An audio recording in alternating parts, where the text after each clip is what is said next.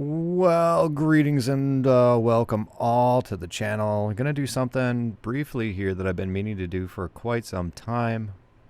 Fortunately, other things have been taking up that time as we approach the end and the holiday seasons and all that good stuff. Anyways, what do we have here? We have the NASA live stream. Okay, I've been meaning to cover this stuff for a long time. It's always from, television networks or something. I don't know if NASA has a channel where they do this, but anybody can look at this stuff. And we're just going to point out, they say that this is live and this is really coming from something that's orbiting overhead. And number one, it could be a balloon, but it's not. And I'll show you this. We'll start playing their live stream here. And they got their nice little mood music, right, to make you feel ominous. And then they have this little artist representation of what's supposedly going on with the satellite, and this little thing of how they say the weather patterns work and all this jibberty jabs. They can complete the figment of your imagination in your mind that this is what's happening. And then they have a prop here, a bed sheet, right, and a piece of a tripod on the top of a tripod for a camera, right, to make it to put some. You can't just have a screen with this floating in the background because people would figure it out. You actually have to put some crap in there because it completes the illusion. But I'm going to burst their little bubble right here. These cloud patterns are precise and very, very intricate, and nothing is moving, guys. Nothing is moving. They couldn't even put a chintzy filter on top of this to make it look like the clouds are even shimmering or anything. Nope. This is just a 2D strip. And then when they run out of strip, they go to a different camera and they say that you're floating over another country, guys. Let's see. They ran out of strip, and so now we're going to this. This is Google Earth or whatever they're doing. Probably a little better than Google Earth, but yeah, nothing moves. And then we get the space pictures where, nowadays apparently we get stars that are, red, white, and blue. That's not a coincidence. Red, white, and blue, huh? When the astronauts go up there and they're swimming around in their little tank in Texas pretending to be on the space station, they don't even bother with the stars. It's all black. But now, in this production, we can have red, white, and blue. God bless America. All right, we got to stick some props in there. There's more props. They're not believing it. They're not believing it. Oh, this is funny, too. Over here, you can see my comment that I just made. Why don't the clouds move? And, yeah, that's it. Baby girl puts a picture up.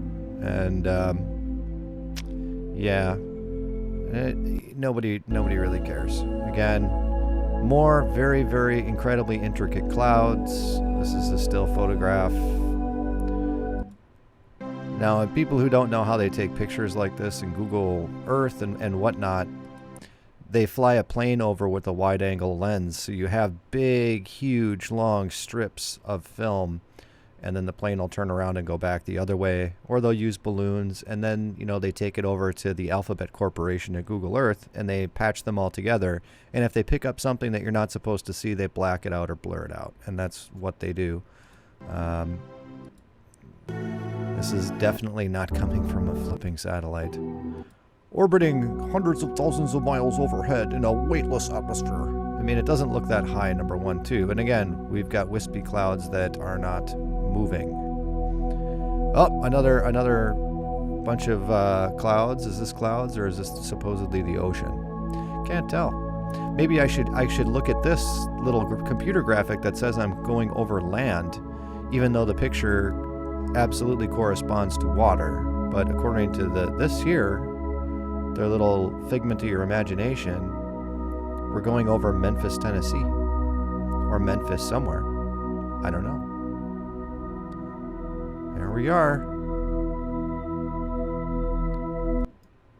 Yeah, I can see my house from here. See, none of these are moving, guys. Not moving. Not moving. It's very bold of them to come up with a live feed because it's so easy to look at and go, this is total bogus. Bogus, bogus, bogus nonsense. That got me thinking, though, as to the point of all of this stuff where he came out in the 90s. When I was growing up and in my early 20s, it was Von Däniken and Chariots of the Gods, and then it was Ancient Aliens. It was very popular. I don't know if it still is. And they did Alien Autopsy on Fox and all of these things. And I'm wondering, well, why would they want to push that? What's the deal behind that? Because they know space isn't real and they know aliens aren't real.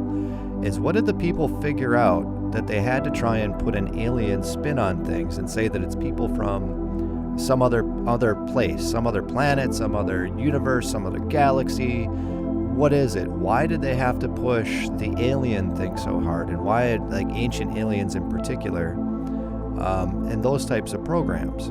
Because we know that the Earth is flat and space aliens don't exist. There could be some aliens from other places in the world that are areas that we can't go to. Certainly could be. But as far as space, as what, like Star Trek, that's not it breaks all laws of physics. So it's an impossibility, right? And they prove it by when they try to show that they're in space. It's obvious garbage. So what was the reason for the alien psyop, right? I think the reason for the alien psyop is actually having to do with something that's called the mud flood Tartaria deal. And this is something that I've kind of haven't had time to really dig into too much, but it seems pretty legit. Now, I don't know about this whole mud flood thing. There was a great flood, around 4,500 years ago that wiped out all the people because we're evil, wicked, whatevers, and you had the whole had the angels coming down and like the women and whatnot, and you had that whole deal go on. So yeah, there's a flood, and a lot of these structures were built by bigger, stronger, smarter people back in the day. And it turns out that maybe these are still existing, or if not, these are from people that came after that. Well, whatever the case may be, but it seems to be pretty clear fact that these buildings that were built in what we would consider an ancient Roman Colosseum sort of architecture, and many others, but typically they're going to have this style of deal where you have a dome on top. A lot of Muslim buildings and temples and things like that are built this way, and they're all over the world, all over, in all different areas, by all different types of people. You can find these buildings, and it's not so much that finding the buildings is strange. Maybe people were more unified and united, of course, way back when in the old biblical times they were, for Tower of Babel and whatnot. But the thing is the crazy stories that they make up about when these were constructed. It seems like the story in the United States for a lot of these buildings, like the Mormon temple and whatnot, were that they built them in the early 1800s with no electricity, not even steam power really, and horses and buggies. And you have no lamps or no light other than lamps, right? And you look at the build time on some of these, and it was something like 2 years for a lot of these mega cathedrals, and I think it was like 4 years for the Mormon temple, and just ridiculous, idiotic. There's no way. I mean, you think someone would build that in like 4 years, right? And you look at the populations of the area, where apparently every Freemason, Mormon, the 4,000 of them that were in Salt Lake City to build that temple, every single one of them worked 7 days a week, 20 hours a day for that 4 years to build their Mormon temple. And they were all master craftsmen. I mean, obviously the story is ridiculous. And San Francisco and a lot of other areas have these very, very unique buildings. And there's a lot to be said about that, and a lot of different... You'll find buildings like this, for instance, in the middle of nowhere, in the middle of the desert, right? There's a lot of these that become, the Freemasons adopted them, and it becomes their sacred sites, and that's why Washington, D.C. has a ton of these things, and maybe it has something to do with ley lines, maybe whatever, I don't know. If you want to learn more about that, pretty much check out John Levi on YouTube. He's got the best videos. He does a video at least a couple of times a week, checking out different areas around the world. And the World's Fair is really what breaks it all down to where the story that we are told about these buildings is 100% complete garbage, which leads you to believe that you really can't trust anything that you were ever told about anything, and you have to try and learn the truth for yourself, because the idea that they built the World's Fair stuff in a couple of years just to do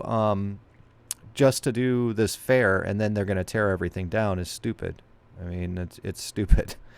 And the World's Fair stuff is phenomenal. I don't understand why there isn't more information about that, as big of a deal as it must have been. But maybe just because there wasn't that many people back then, that many people that were reading and writing, and not that many educated people out there to preserve history, or maybe the history has been done away with. Now today you can, hit the delete button because everything is digital, and then there goes your history. But back in these times, everything was written down, and they did have a printing press. So I don't know. Get you wondering about why the old Germans wanted to burn books and all that stuff too. They want to destroy the intelligent. We want to wipe out all those records of Renaissance and uprisings and freedom, and put in, glory to the state. Maybe, I don't know. But yeah, here's Tartaria is kind of the key word, and I don't know exactly where that comes from, but this is goes back to Atlantis and things like that. And it is these typically a domed structure, like this. This one is not Washington, D.C., but there's a lot of places that are built exactly like that, where you have the dome and then you have the pool in front, the little fertility pool, and then you'll have something down at the other end. And it's Washington, D.C. is not unique at all in how that is built. This is the one I think over in Liverpool, yeah. Same sort of thing, right? Along with obelisks and all these deals. And yeah, the story behind their origination. Now, if anyone who's listening who lives in a large city, you can find buildings like these all over your city. The civilization was worldwide, and these exact structures are everywhere. You may have an old grain depot, is what I have in Minneapolis, and then I have an old prison, and they're built with this style of architecture. And it's like, well, what do these guys just travel all over the world to build these things? And again, supposedly built in just a few short years with horse and buggy and no power and no steam power even. It's ridiculous. We found these buildings, we remodeled them, and every single one of these buildings that are built like this are a government building of some sort, so that they're owned by the state and no one can ever purchase them, right? So to ever find out.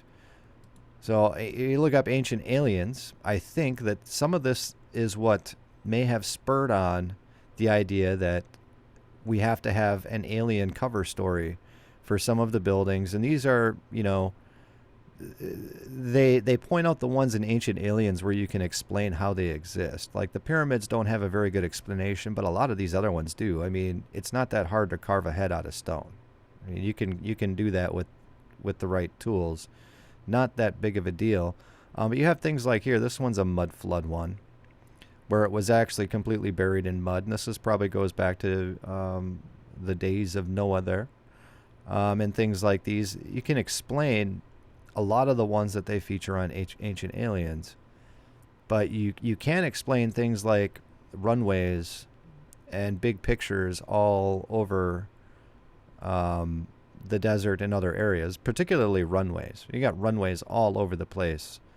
And you're going to say, well, it's got to be aliens who came down and did all that, and I don't know.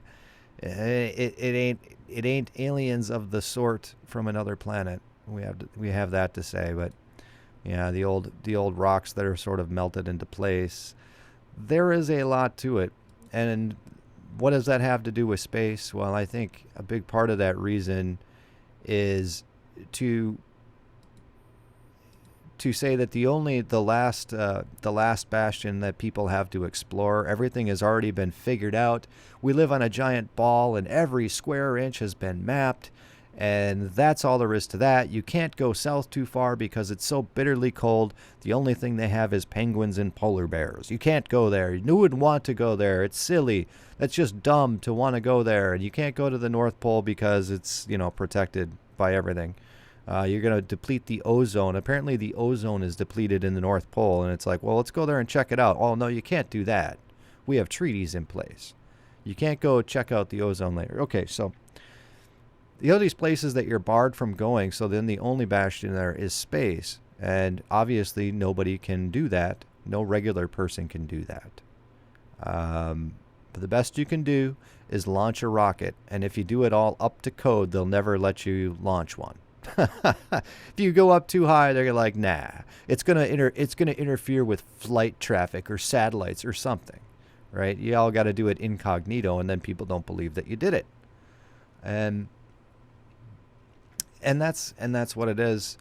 But yeah, the Tartaria stuff is like, don't get your eyes all settled on space and be all bummed out because you can't run around in the Star Trek Enterprise to go find new worlds. We got the whole world that's right here on Earth. If you just open your eyes and walk around the city and look at some of these buildings, that there is just no way you find out the story behind them. Here is where we have the exact same structures: Brazil, Chicago, Germany, and the Vatican. All the exact same structures, guys. And personally, you know, it would make sense to go back to the flood of Noah and to say, well, these things are from the flood.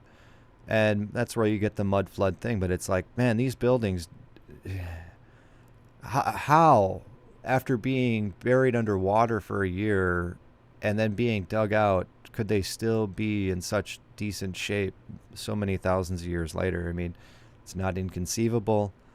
But yeah, it's the real mystery. It's the real mystery. I did want to show the one, if I did not show it already, where we have the actual White House, I believe. They're doing reconstruction on it. The White House is like twice the size under the ground. I guess I won't be able to find it, but that's okay. The White House, they did some reconstruction on it, and there's pictures of them doing that. Yeah, here it is. And it looks like there's a complete another structure underneath it that was buried. It looks like the actual what sits on top is about half the size of the entire thing. And this could actually go down even further. So I thought that was pretty interesting. So even if they're all redone on top, and a lot of these guys have an entire building structure underneath them.